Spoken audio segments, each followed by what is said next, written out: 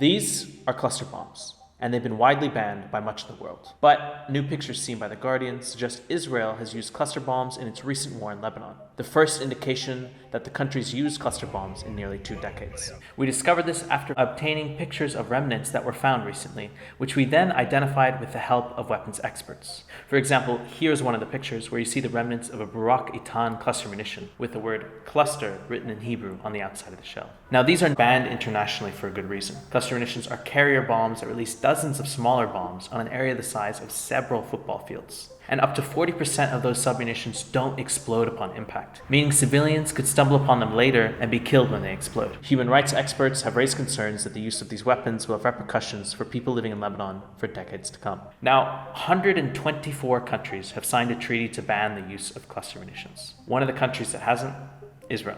This means that Israel is not bound by the treaty. Now, Lebanon has a painful past with cluster munitions. Israel dropped 4 million on the country in 2006, leaving more than 1 million unexploded bombs ever since. And that's actually one of the reasons that the Convention on Cluster Munitions was developed in the first place. Now, when we approached the Israeli military for a comment, it did not deny nor confirm its use of cluster munitions, but told us that it only uses, quote, lawful weapons in accordance with international law while mitigating harm to civilians.